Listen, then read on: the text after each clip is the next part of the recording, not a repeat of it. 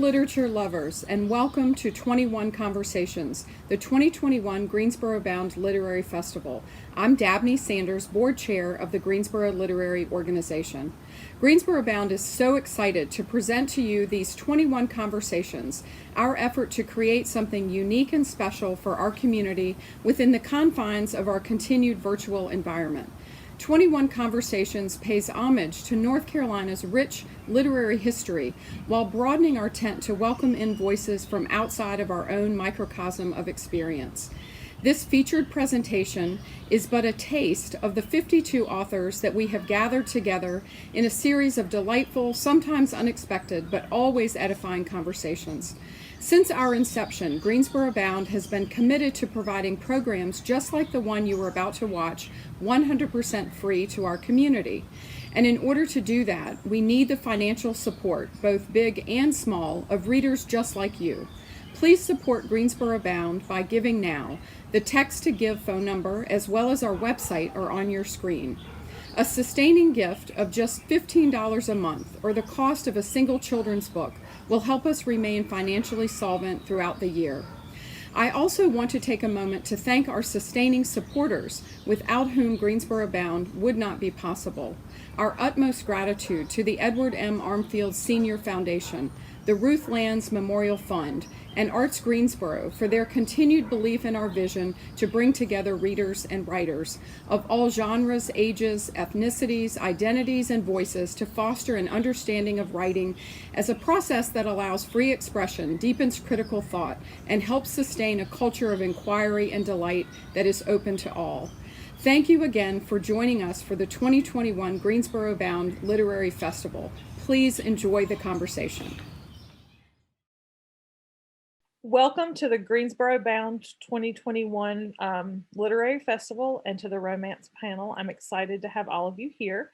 My name is SARAH COLONNA. My day job is teaching at UNCG, but for as long as I can remember, perhaps even a little bit too young, I've been a romance reader. And so I'm excited to have a conversation today with 4 exciting authors who are doing exciting things in the romance field.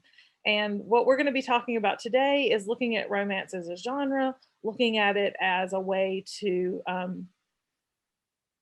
connect into critical conversations, perhaps following the idea of read romance and fight patriarchy.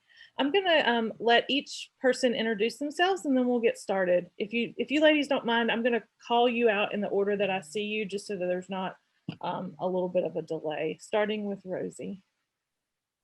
Awesome. Hi, everyone. I'm Rosie Danan. I'm a contemporary romance / rom-com writer. My debut, The Roommate, I have it here for reference, came out in September of 2020. And then I actually have a follow-up companion novel, The Intimacy Experiment, coming out on April 6, 2021. Both books are high heat contemporary romance. And I am a author living in London. And that'll be my intro. Okay, thank you. Joanna? Hey, very exciting to be here with all of you. I'm Joanna Lowell, also a lover of romance and a writer of romance. My print debut, a Victorian romance novel following an artist at the Royal Academy of Art, is coming out on April 6th. So exciting to share the date with Rosie. It's called The Duke Undone, and it's the first in a series. And my day job is teaching creative writing at Wake Forest University, where I also get to lead independent studies on romance novels. So it's kind of exciting to see that my romance writing life and my sort of academic life are starting to merge. But anyway, just excited to be here and hear from all of you. Thank you so much. Kiana? Hi, my name is Kiana Alexander. I've been published since 2009. I have about 36 books out, a combination of independently published and traditionally published books. I've written contemporary, I've written historical, I've written paranormal, I've written one mystery thriller sort of title. But by and large, I've been mostly doing contemporary. Um, I have my most recent release is After Hours Attraction, which just came out the 1st of March from Harlequin Desire. And it is part of my 404 Sound series, which explores Southern hip hop culture, and it's based in Atlanta. And I'm also working on edits for a historical fiction novel that I expect to come out early 2022 about the life of Josephine Leary, who was a Black woman who was emancipated from slavery at the age of 9. And by the time of her death, she had amassed about $10 million in real estate wealth. And she did all of her business in Evanston, North Carolina. So it's sort of a hometown connection for me because I'm a nearly lifelong North Carolinian. So I'm excited to be a part of the panel, and here's some exciting from everybody else. Thank you, Kiana. Alisha? Sure. I'm Alisha Rai. I have been writing for over 10 years now and been a romance reader for far longer than that. My last book, or my most recent book, is called First Comes Like. It is the third book in the Modern Love series, which is about a trio of roommates who are all involved in the tech industry in one way or another. And it just came out, my second pandemic release. It just came out last month. All right, awesome. Thank you so much. I wanted to start just asking, and hopefully this will be a conversation, so please talk back and forth to one another. But I wanted to start, and some of you gave a little bit of a peek, but how did you become a romance author? What was your path to writing romance?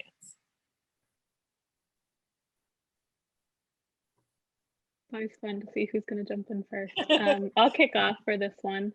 So I'm relatively new. As I mentioned, my first book came out in September of 2020. I would say I found my path to publishing through a writing competition program. It's actually a mentorship program, I should say, but getting in can be quite competitive. It's called Pitch Wars.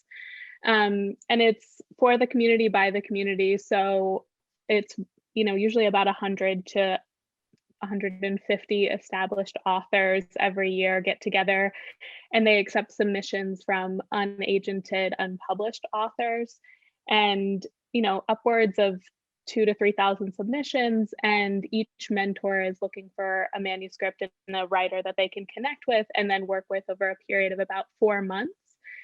And the mentorship program mirrors the traditional publishing process. So it includes developmental edits, line edits, and really gives you a sense of what working with an editor would look like. And then ultimately there's a showcase where agents can review a sample of the work and then request materials if they're interested. So I did that back in 2 years ago. I literally feel like I can't tell time anymore thanks to the pandemic. But it was a really wonderful experience. I worked with 2 contemporary romance authors and found my agent through that, and then shortly after found my publisher at Berkeley. So definitely a bit unusual. I don't think that many people go through a mentoring program, but I'm very, very grateful for that experience. And I've actually been able to serve as a mentor the last 2 years, working with some really exciting authors. Thank you. Anyone else, your path to becoming a romance author? I'll go. So basically, after college, I was sort of in a gap place in that I was staying with a relative and not really sure what I wanted to do next. I majored in education, but was pretty clear by that point that I was not going to be a teacher, seeing as how walking into a classroom of second graders gave me like a panic attack. So I was sort of in a space, because she gave me the space to do so, to be able to sort of sit and think about what I wanted to do. And I decided to start writing a book during the 4 or 5 months that I lived with her. She was an older cousin of mine. And I was sort of playing at it at first, but it was always something that was in the back of my mind that I would do. I had always been a really good student in English and history, so I felt confident enough to kind of try my hand at it. And once I let her read it, she started demanding a chapter a day. And she sort of forced me to finish it. That was kind of my room board. So she forced me to finish my first draft of my first book, and that was 2004. So after that, there was a lot of legwork for me in terms of going on the internet and searching for how do I get published and, joining writing groups and stuff. I got into a local chapter in Raleigh of RWA, started doing critique group meetings and stuff like that. And that was sort of how it got started. It was very much in the trenches, sort of figuring it out as I went along. And it was 5 years of like trial and error, rejections and stuff before that book was published in 2009. And after that, I just sort of kept going. A chapter a day, that's quite demanding. Yeah. Right. You're serious about it too. Joanna, what about you? Well, I was always a romance reader. My family had a pizzeria when I was growing up, and there was a library down the street that was always doing like just a kind of basement sale on all their books. And so I would take change from the till. I would like walk to the library. I would just get a big bag of books, take them back to the pizza shop, sit on some sacks of flour, and then read. And a lot of those books were historical romances. And so I always kind of had the romance bug. But then my academic path, I got an MFA, and then I got a PhD in creative writing. And that sort of tracks you into literary fiction and experimental fiction, and sometimes shores up distinctions that I think are best broken down between genre fiction and literary fiction. The sort of emphasis, this idea that literary fiction is about deep character development and virtuosic prose style, and genre fiction is much more like story driven, and the writing is supposed to kind of fade into the background and not get in the way of the story. And so I was on this literary experimental fiction path, and I write those kinds of books, and I like to read them, but then I was still reading and writing romance and really loving it. And so when I was in my PhD program, I was studying for my comprehensive exams, and I was like, what I really want to be doing is writing a dark Victorian romance. And so I was like working on that while studying. And then I didn't have an agent, and so I submitted to small presses that accept unagented some submissions, and I ended up placing the book, which is called Dark Season, with Crimson Romance, which is a division of Simon and Schuster, and they've since closed it down. And it was really exciting. And after Crimson closed, the editor, Tara Gelsomino, became an agent. And so then I queried her with my next project, and she's incredible, and she represented the book. And so now I have a series coming out, but I still, so that's kind of how I started feeling like, oh, now I have more freedom and license to start publishing this kind of stuff. But yeah, that sort of tension between the literary and genre fiction is something that I'm really interested in. Yeah, that's really real, because I've been a romance reader a lot longer than I've been an academic, and some of the best writing I find is in romance, some of the most engaging writing. Alisha, how about you?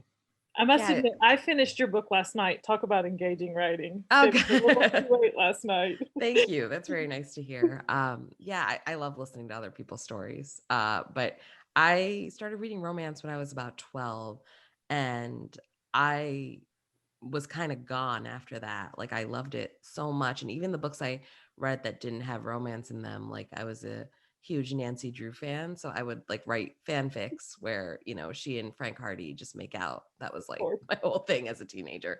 So it's in the Nancy Drew fandom, only it wasn't called fanfic back then. And I just wrote it for me. But then I got older, and I kept writing and writing. And I remember I was in college, and I would go to the public library, and I would go and get like stacks of romances, and I just read them. And one of my roommates was really cool about it. Like, we would trade romances back and forth.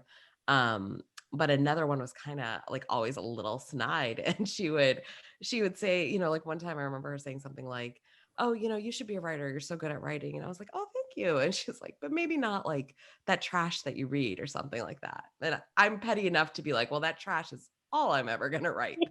So that was kind of where the fire was lit. And then I started writing in earnest in law school because I needed some sort of escape. And I was also unagented. I couldn't crack into it at all. 11 years ago, I couldn't crack into traditional publishing. So I went the digital publishing route. So I was with a small digital publisher, and then I moved to independent publishing. And now I'm with Avon with the Modern Love series and Forbidden Hearts. So bit of a long path to get here.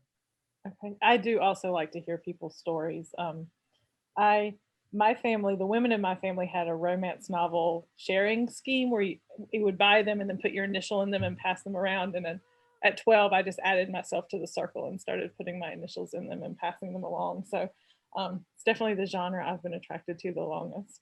And, Oh, no, sorry. I just wanted to say, I mean, all of that was so awesome to hear, but also, have you, Alisha, ever read or anyone read the super mysteries where Nancy Yes. actually meets up with Hardy? Yes. Because And that was always my motivation. there is this one, right, where Nancy, I think it's actually Joe, not Frank, where they're forced to like pretend they're lovers and they start Yes. making out because Yes. they're on, they're going to be noticed following the suspects, and like Yes. talk about like a romance trope that I was like, this is solid gold. Like this is what I'm talking about. Yeah, I always killed Ned in the beginning of all my fanfics because I hated him so much. I was like, she belongs with Frank, and that's that. Absolutely. And I think that idea that you start reading with that romance lens, where you can find in books that aren't actually traditional romances, you're like, oh, I'm looking for those tropes, or I'm looking for those plot points. And I absolutely did that too with everything I read. Yeah, great. The next, I have like 3 questions I want to ask all at once. So again, I'm really drawn to this notion of read romance and fight patriarchy. How do you think romance, writing, reading, does that? How do you think romance as a genre, writing it and reading it, does the work of fighting patriarchy? Well, I would say the main part of that is probably the centering of female pleasure and enjoyment, and also an emphasis on emotion as strength instead of weakness, which I think is the opposite of what the patriarchy preaches. Like having emotions is not a sign of you being weak. It's actually a sign of you being strong, or you being mature enough to realize that you're going to react a certain way to certain situations, and you shouldn't be constantly trying to hide that from people. I also think that in terms of the way the stories play out, you're seeing stories from both points of view, from the male and the female points of view in a lot of cases. But when you're in the male point of view, there's not so much posturing for other men, that sort of, peacock stance and them trying to impress each other. The work that men are doing in romance novels goes more into impressing the woman. And I think that sort of flies in the face of patriarchy as well. Yeah. I just echo that. I really agree with that, and that idea of centering female desire, queer desire, just centering love, and love as, this is sort of going to the bell hooks kind of side, but love as a practice of freedom, or love as mutuality, love as actions that lead toward accountability, self-actualization, fulfillment, pleasure, and that it's such a big genre. I mean, sure, there are individual books that are going to uphold heteropatriarchal norms and other books that are going to contest them. And like books are going to do both because everything is like messy and complicated. But I just think having so many different romance novels within this genre gives readers an opportunity to keep like playing out different possibilities and figuring out maybe what they like and what works for them, and seeing all of these different variations, I think maybe helps us become better practitioners, or just gives us space to imagine possibilities. And I think imagining an end to like subjugation and oppression and dominance and like sharing power, I think that's like a beautiful thing. Like, you know, even in like a sort of a like typical like male, female, like heterosexual romance, it's like they're still learning to share power, and there's a negotiation of power that leads to empowerment for both, you know, both of the characters. And that to me feels like really important and really revolutionary. And so, I mean, I absolutely think that reading and writing romance is about challenging patriarchy. And so I am like, I want that shirt. It's awesome. I also think, just like completely building on what's been said here, I find both reading and writing romance to be a very safe way to challenge patriarchy, because you have that happily ever after or happy for now built into the contract between the reader and the author. And, you know, unlike so many other media formats, like how often have we been advertised like a romantic comedy movie and then like someone dies or someone gets like a terrible disease or something? And it's like, I don't always want to have challenges of the real world and pain of the real world put in front of me without that safety net. And so within romance, though, I have seen so many aspects of the patriarchy broken down, things that are really challenging, you know, death of a parent, past traumas, like, because you have this, again, I'm going to say safety net of where, you know, the characters will end up happy and in love and hope. And even if everything's not solved, and often in the best romances, everything isn't solved, you just know that there's going to be this sense of working together towards challenging whatever themes the novel represents. And yeah, I just think that's given me, both as a reader and a writer, the opportunity to safely explore so many themes that I wouldn't trust other forms of media to introduce. Yeah, I mean, I agree with everything here. I don't think it's sort of a passive thing. I think it is an active thing. I don't think, you know, all romance does this, or, you know, every book we read in this genre is feminist, or, you know, upholds, you know, whatever. But I will say, growing up as a very emotional person, reading romance, it was sort of the one genre where, you know, emotions are often coded as feminine and so derided. And so it was the one genre where I thought, where, you know, oh gosh, like I can see where emotions, like talking about love and talking about feelings, like it's not something to be you know, swept under the rug or talked down to, because it is something important. And I will say, you know, as far as men go, like that is creating characters, you know, creating heroes for heterosexual romances where they are kind and nurturing and caring, and show maybe sides of men that we don't see in sort of a more toxic discourse, that is important. And when readers say like, oh gosh, like I'll never find a man like this in real life, I'm like, this is like a step above like the bare minimum. Like, you know, this is not wild, this is not unheard of, this is not impossible to find. This is absolutely what, you know, men should be doing. So I think that that's an important aspect of it too, you know, sort of beyond women too. I think men sort of play an active role in that as well. I think, yeah.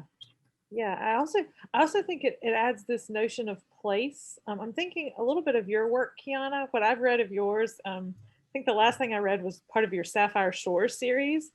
If that's set, if I'm remembering correctly, kind of the coast of North Carolina, or at least that's how I Yes. it, because I'm a North Carolina girl.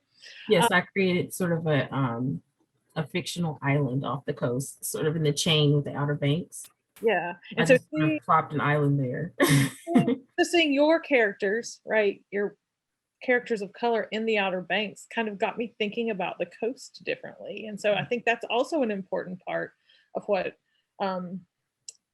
again, not all romance novels, but romance novels that are being represented on this panel is doing some of this work of asking us, I don't remember who said it, but imagining possibilities different, imagining people in ways that are important and also very tied to place. And so again, Kiana, your Sapphire Shore book came to my mind. Alisha, I finished your First Comes Like, and it feels very California to me, though I'm not a California girl. And so do you have anything, am I off base here? Is also adding this notion of place kind of important in romance as well?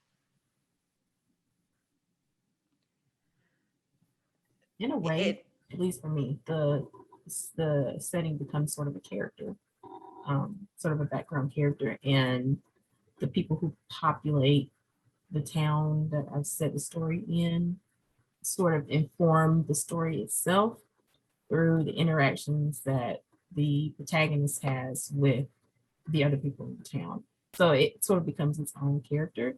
And I do like to subvert the idea of who belongs in a certain neighborhood or a certain area. So I think about that a lot when I'm choosing where to set my stories. Do you see, you see a lot of these books that are small town, build a small town romances that are very white, very straight. And I see a world very different from that, where there are queer people and people of color and people with different abilities, neurodivergent people living in the same place. So I think in that way, the setting sort of takes on an important role in the story. Yeah, I agree with that. One thing I remember, I was not too long ago, I was up the coast in California with one of my friends who's Chinese American, and we were in this very small town where he lives. And, I said, how do you like living here? He's like, oh, I love it, except, it's pretty white. And then he looked around, he's like, but we're here. And I thought about that, and I was like, that's true, we're here. And I grew up sort of all over, up and down the East Coast, in the Midwest, in mostly small and rural towns, not with a lot of people in them. And the populations were small, but we were there. And so when I read, the populations in some places were small, in some other cases they weren't. We were just kind of invisible, but we were there. And when I read a lot of small town romances, I didn't see that. And so when I wrote my Forbidden Heart series, it was 100% a small town romance. It's set in sort of like a small to mid-sized town in Western New York. It hits every characteristic of a small town romance. And I said, when I wrote it, this will never be characterized as small town romance. It'll never be categorized that way in any kind of category anyone creates. And sure enough, it never is, ever. And that actually kind of makes me sad. But at the same time, I knew it going in. I mean, I was like, this will never be categorized, but I'm going to do it anyway, because this is the town I recognize. Yeah. This is one of the towns I grew up in. Like this is there. And I was there. I had friends there. So I knew it's quite possible. And that is the reality that we live in. I think that media has built up sort of like an alternate canon, like a fantasy world reality for a lot of places. And we kind of all buy into that, and we don't see, we don't open our eyes and see what's there, but we're there. Any other thoughts on this notion of the importance of place in romance? I don't know if this is exactly what you mean, because I think we've been talking about setting, but I will say, like, building sub-communities in my books, which I think is also a sense of place, has been really important for me. So the Intimacy Experiment, my second book, takes place in large part around the community of a synagogue, and also like Jewish community centers in LA. And it's about bringing together people from all different backgrounds and connections to their identity and at different stages of their lives to take part in this modern intimacy seminar. And I think, in the beginning, they don't necessarily have a sense of place, that they feel connected, but then through these lectures, they expand the physical place that they're in. They go into like larger and larger lecture halls and things like that as their community grows. But the sense of community, while it's not necessarily physical, becomes, I think, something that you can really feel, hopefully, towards the end of the book. So in that way, I think the characters are very united in their desire to build the communities that they need. And so ensuring that readers can visualize that community becomes important to the narrative. Yeah, I think that's exactly part of this conversation for sure.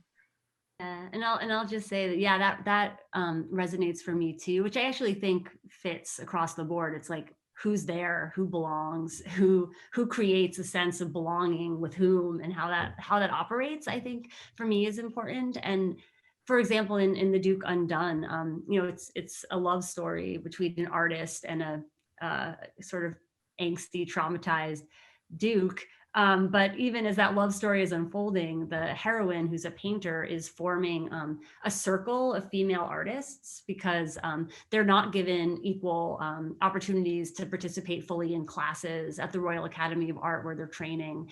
And it's, you know, women are considered to be, you know, at this, I'm writing in Victorian London in 1880. So women should paint watercolors, or women should paint plates. And so they want to paint these like thrilling canvases, like the pre-Raphaelite Brotherhood. And so they form a sisterhood, and the formation of that community of women artists who are going to support each other's work is, to me, as important a part of the book as Lucy finding love with Anthony, because it's that sort of interdependence, which is, you know, she inhabits it more fully through finding love with him, but that's not the only thing. It's also about creating this sisterhood. And so, yeah, that idea of just community building. I think sometimes people, you know, assume that romance is just going to be about the, you know, the lovers. But I think romances that I like always kind of show that connection to, you know, family or chosen family,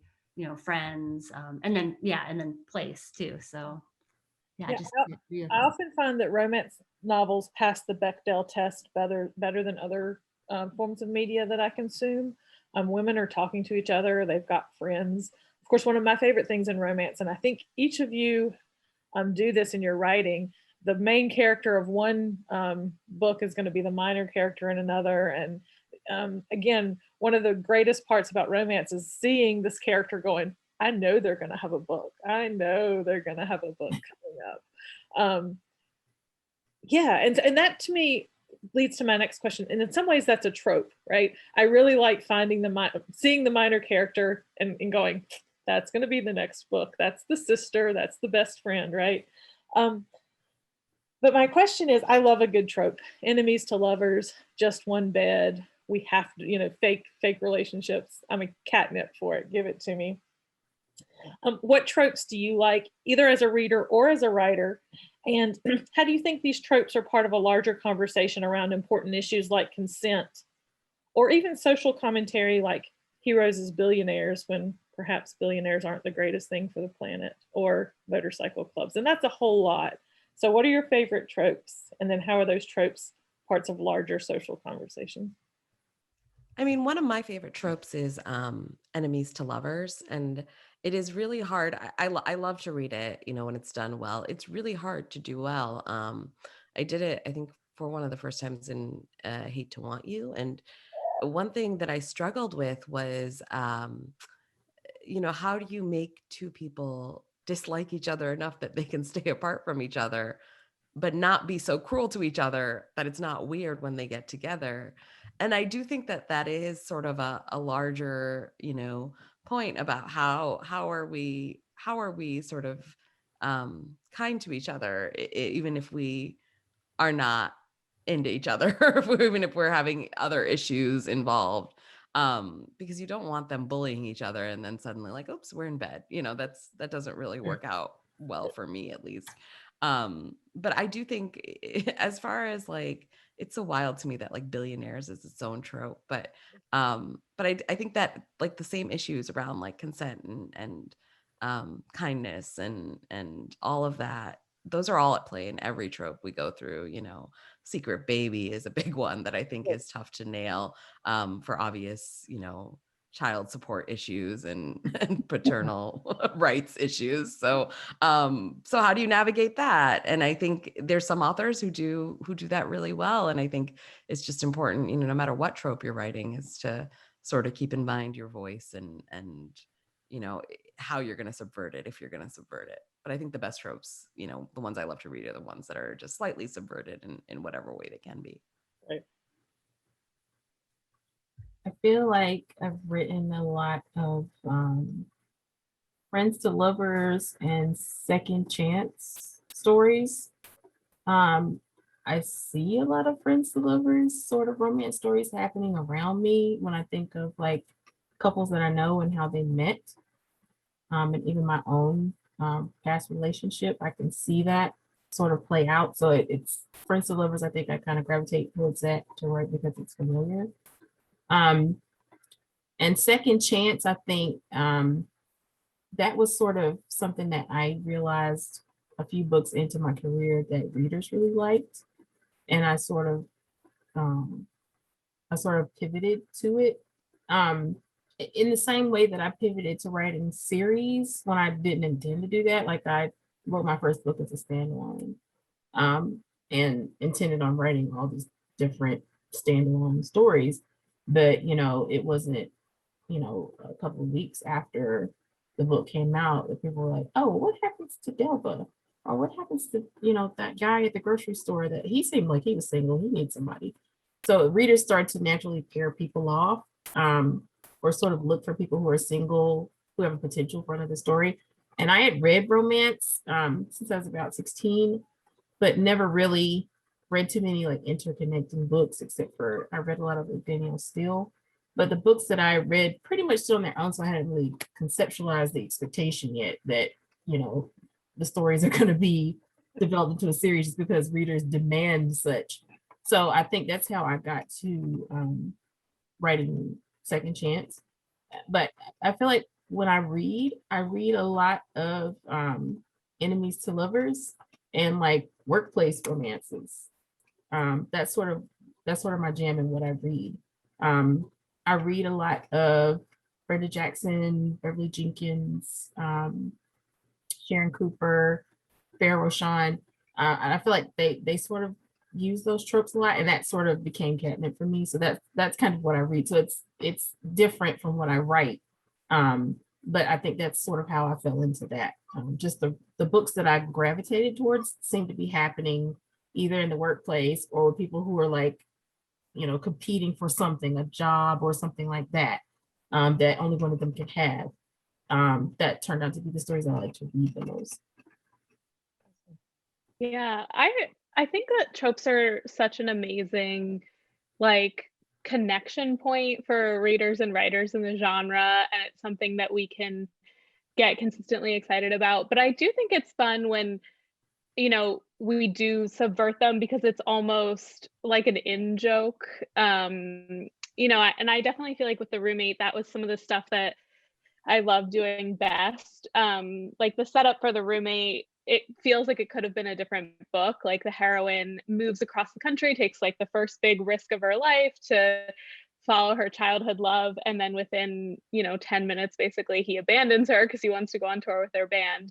So the boy next door like isn't the hero in that case. And yeah, I think it's just like a fun way to mirror what goes on in the world where, you know, like sometimes the person you think you're meant to be with isn't, and it's the super inconvenient other person. Or The Roommate also has a character that could have been like the jealous ex-girlfriend if we look back at more like 80s like height where you just had the ex-girlfriend as like the chief villainess. But I really enjoyed showing like a healthy dynamic between exes where they're still looking out for each other and they still care for each other. And in some ways, I feel like that's almost essential in contemporary adaptations because, you know, the way we look at relationship dynamics has changed, and I think it's important to put forth healthy relationships in our narratives, the ones that we want to see more of in the world. It's also great. I just also love a good trope. And I think it's one of the really fun things about romance, and yeah, and about like feeling like you're in a community of readers and writers, and people are using things that are recognizable, but also putting their own spin on it and subverting different tropes in exciting ways.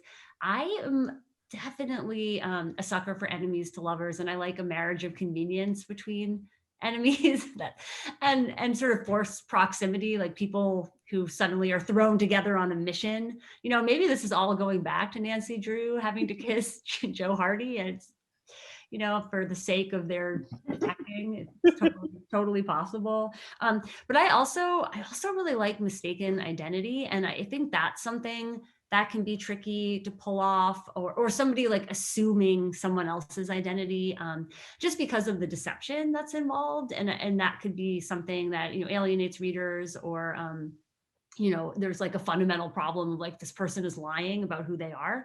But I think a book that comes to mind that I think does something really interesting with it is Unmasked by the Marquess by Cat Sebastian, where you have Charity Church, who is pretending to be her former master. She was a housemaid, and she took over his like position at Cambridge and was a student. And then after he dies, is posing as him. But then that act of imposter actually allows her to realize something about sort of what we would now consider like a non-binary gender identity, where she's not Robert Selby, but she doesn't ever want to put on a dress again. And there's something about the idea of assuming someone else's identity and then it teaching you something about your own identity. And I think that that's really amazing as kind of like a twist on a trope. And so mistaken identity to me is like the one that I'm always returning to, because I'm like, what do we do with this deception problem? But also when you take on a new identity, that destabilization of identity makes us think about identity, and thinking about identity is important.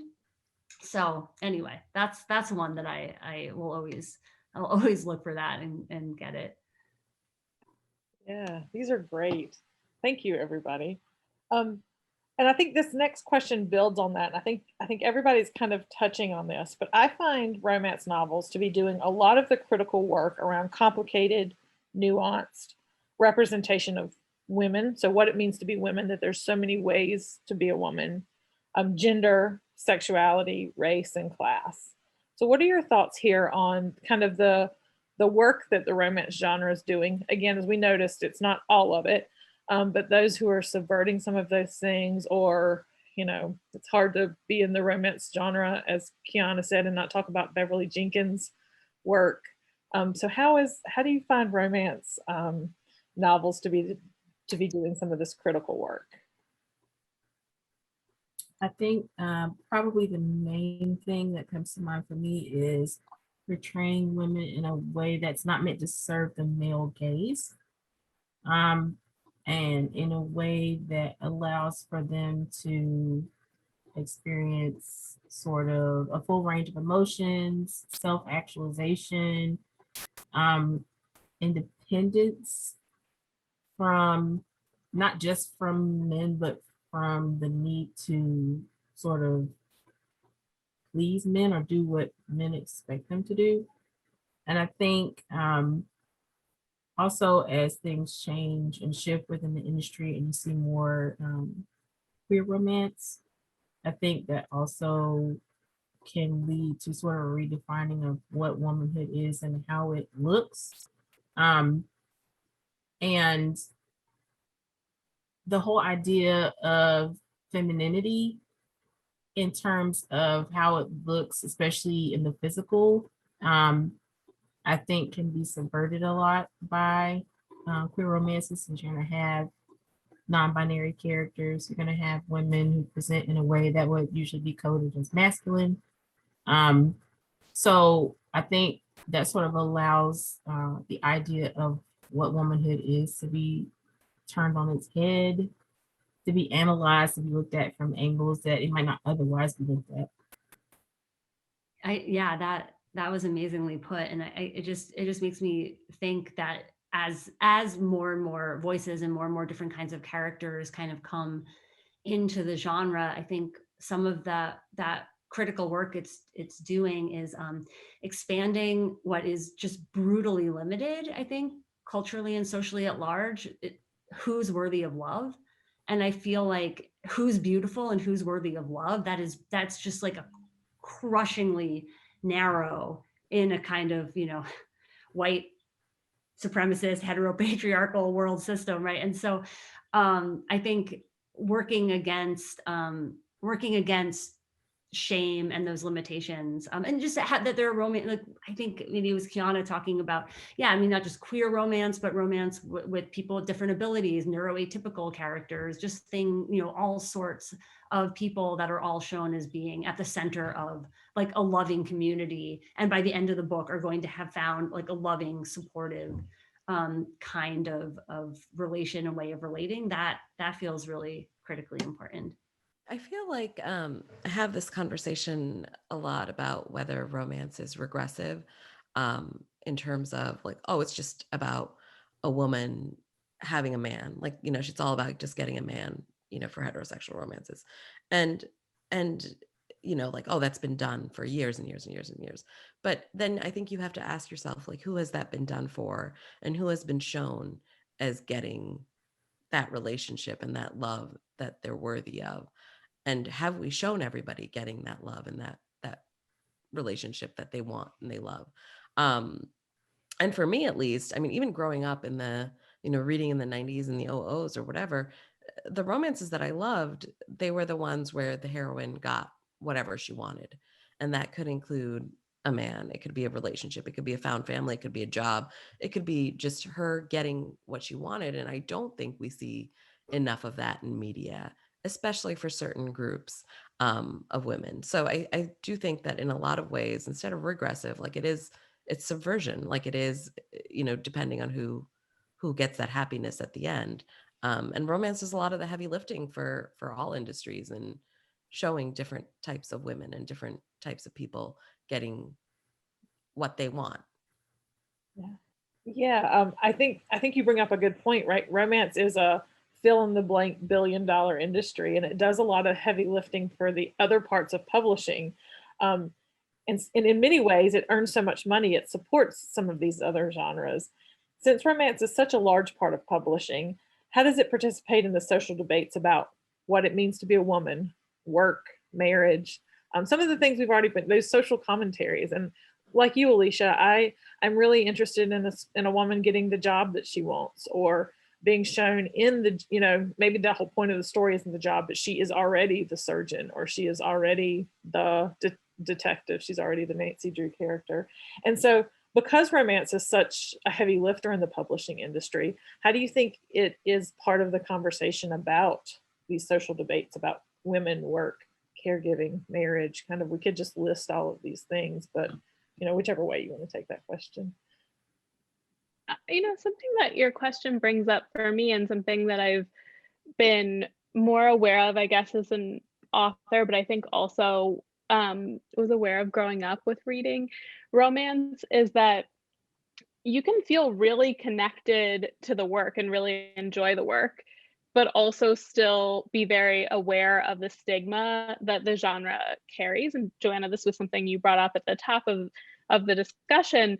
But I think it's like an ongoing question of, the impact that romance novels are allowed to have, and whether people are able to unpack some of their own bias that they bring into the reading experience. Like, I'm thinking specifically about how sort of a double-edged sword, where like people sometimes prize the romance genre for having physical intimacy as a part of the work in ways that other forms of media don't always. But then at the same time, they might view that as something that they have to then categorize as like a guilty pleasure, or they tell their friends that it's smut or whatever. And I think you see that when people are sharing the work on social media and stuff like that, like how they categorize it. And I don't know, I think it's just something that we are still struggling with as a community, is how to fight back against, you know, that stigma against romance has existed pretty much as long as the genre has existed. But I think there are so many, I think it's fair to say, like in certain senses, revolutionary narratives happening in this genre, but they get written off as, you know, like the way pulp fiction does. So yeah, I guess it sort of leaves me with more questions than just clean answers there. But I wish, and I think if the romance novel genre was taken seriously in the ways that other media is, that falls more cleanly into like a cishet male gaze, that we would be able to have a more measurable impact on things outside of the stories that we write. When I think of romance and societal impact, the first thing that comes to mind for me is the romance in the boat thing that we did in December, I think. We did just recently for the Georgia runoffs. And that wasn't something that I saw coming, but the minute that I started seeing it on Twitter, I was like, oh, duh. Like, I didn't think about it up until the fact that it happened, that I sort of have an expectation now that when things like this are happening in society that might have an effect on the lives of women, that Romancelandia is sort of going to like form up like Voltron and get involved. And immediately I was like, oh, I've got to get in on this. Like, I'm throwing my hat in the ring, and I gave like a publishing talk session as something to be auctioned off to put money towards the cause. So for me, it sort of works in both directions. Like, I can see how society judges what we do as romance writers, how they judge the genre and try to paint it as something that's, you know, trashy or something that's less worthy than other types of books. But I can also see the impact that we have as writers and readers, even with the way that society tends to talk trash about us. When the time comes that we can make a difference, I see in so many cases that we step up and do that anyways. So it works from both directions. Society may put us down, but when, you know, when the shit hits the fan, we're going to be there to basically make sure that things turn out the way they should. We're not going to sit by and let, you know, women's rights be taken back to the Stone Ages. We're going to do something about it. So I'm proud of it. I think when I first started writing and getting published and telling people about the sort of books I wrote, and I got a lot of like really like nasty comments, most of them from men who were like, hey, so since you write those kind of books, I'm sure you want to, you know, get busy with me. Or, you know, other women who thought that me writing romance somehow brought shame on women in general. And for a while it bothered me, but I think as time went on, I started to realize that it's one of those things where, you know, it's sort of because the thing where you have to do what feels right to you. People are going to talk about you regardless. So you might as well do what you want. And now I see, you know, looking back over my career and the people that I've met in the genre as readers and writers, and I see this sort of impact we can have when we band together, and I realize how awesome it is.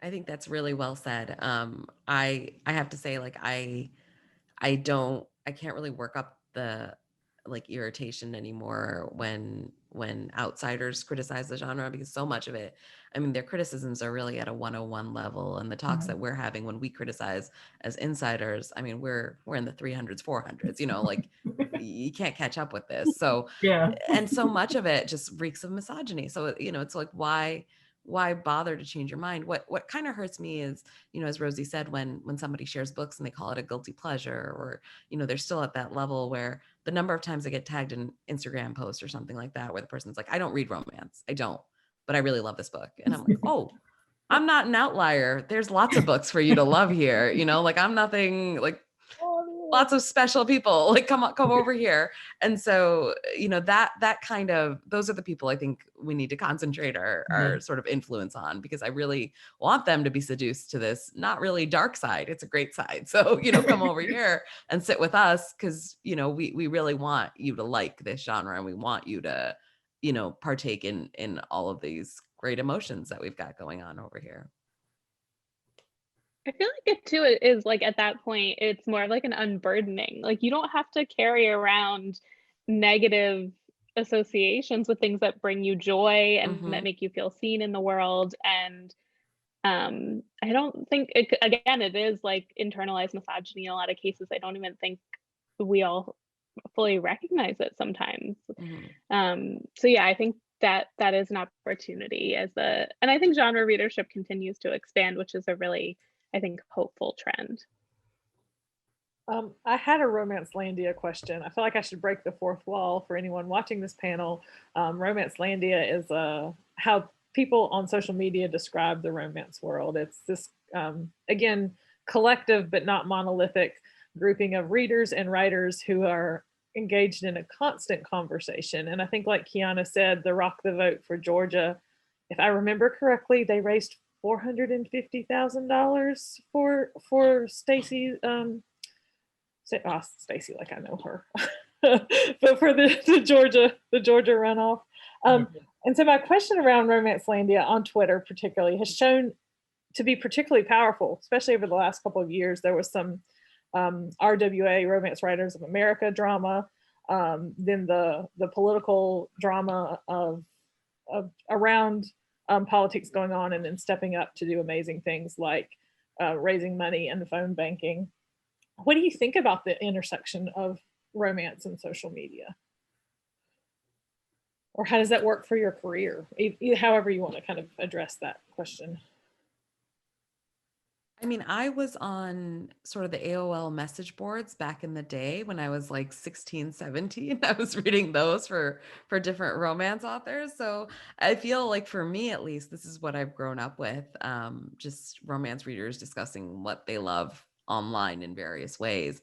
And I remember when I found that community, and I was just a lurker, so like nobody would know me now, but I felt like I'd found kind of a home. Like here were other people who were discussing things that I loved, and discussing them in ways that I had never even thought of, or opened my eyes to new things. And I think in a lot of ways, when I found Twitter, it was kind of that, but magnified almost tenfold, because I could curate who I followed and who I learned from, and who taught me things, and who I could teach. So it really is a way to make the world very small, but also have this community sort of in your pocket. And I've had just decade-long friendships that have come from Twitter or from Instagram, people who I have never met maybe in real life, or who have only met once or twice, but I consider sort of like people I'd write into my will almost, like they're the people that I love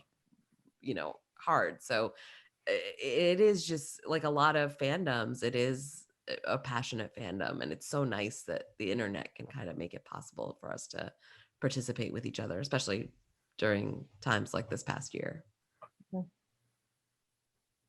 I don't know that I thought about it so much pre-pandemic, but I think the first time I started interacting online with like romance readers was in like a Yahoo group for Beverly Jenkins, like in the early 2000s.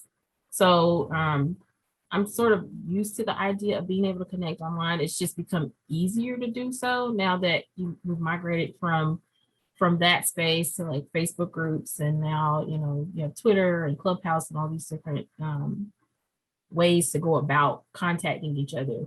I think I spend the most time on Twitter because it's easy to pop in and pop out, and I sometimes kind of will like have it open behind a document I'm working in, and like when I feel like I need a break from the document, I'll just go on Twitter for 10 minutes and like read what's up there, see what's trending, or maybe tweet something snarky.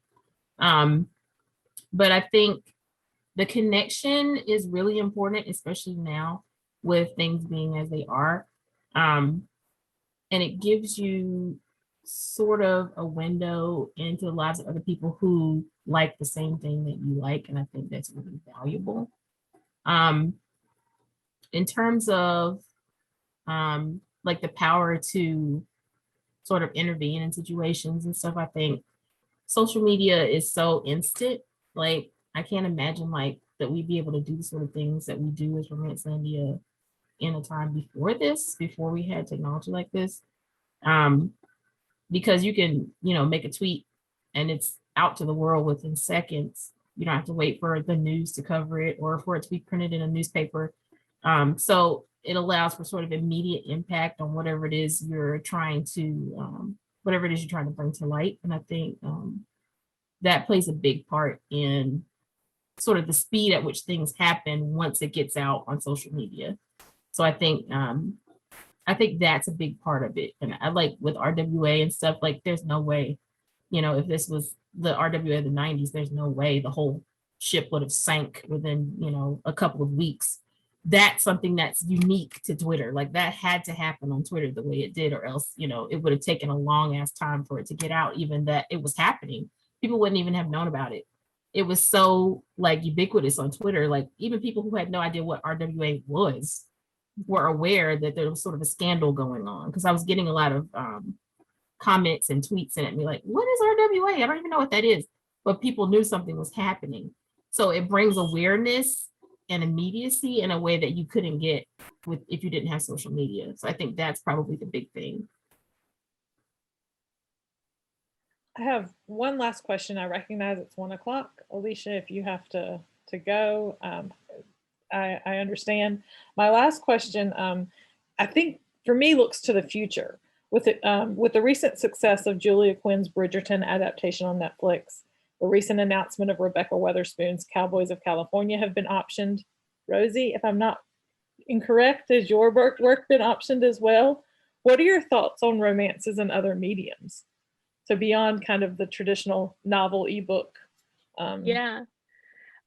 So the roommate has been optioned, which is like a dream come true and something that I didn't even have on like a bucket list, because I was like, that's a bridge too far. But it's actually been a really amazing experience to work with Meredith Dawson, who is the scriptwriter that we brought on for the project. Especially because I keep seeing think pieces that are like, the rom-coms are dead in film and like sexiness is dead in film. And those are both things that I like to think are in my book. So it's definitely, I think we're at a precipice, and it'll be interesting to see whether the pandemic viewing appetite shifts the types of things that we see on film and other channels outside of romance novels with the speed of adaptations. But I think during the pandemic, there's been a lot of appetite for happy endings. There's been a lot of appetite, I think, for sumptuous worlds to sink into. I think that was one of the things that made Bridgerton so successful, is it like is a feast for the eyes, if you will.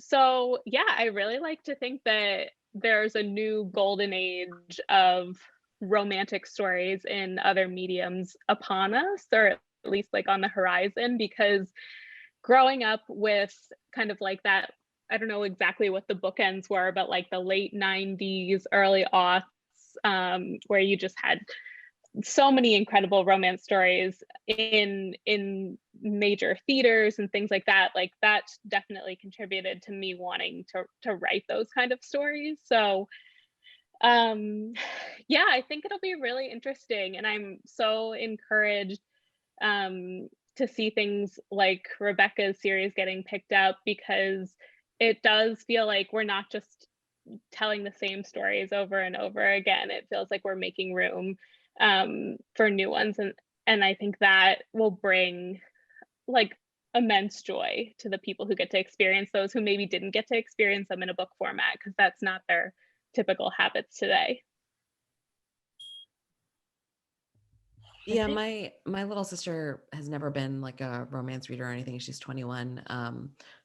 Always preferred like tragic endings to happy ones. And like a few weeks ago, she called me and she's like, I've binged all of Bridgerton. What else can I watch? And I was like, well, if you like period stuff, you might like Outlander. And she called me like a week later and she's like, I binged all of Outlander. Now what do I watch? So, there is definitely, I think, a hunger, and not just amongst romance readers, but amongst, anybody right now who, as Rosie said, wants a happy ending. And so I do think that, there is a hungry niche for this. And the rom-coms, the great rom-coms of like the late 80s and the 00s, I mean, those were fantastic. And I think what we've kind of missed since then is sort of that female gaze and that, sort of feminine overlay. Because I mean, all of like Judd Apatow movies are rom-coms.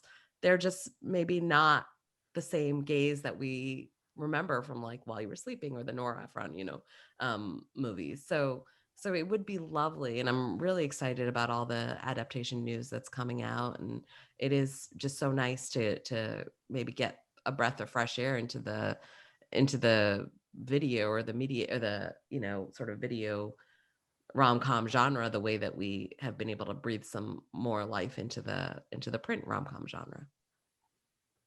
I think there are a few things at play here, and I think one of them is sort of like remake fatigue.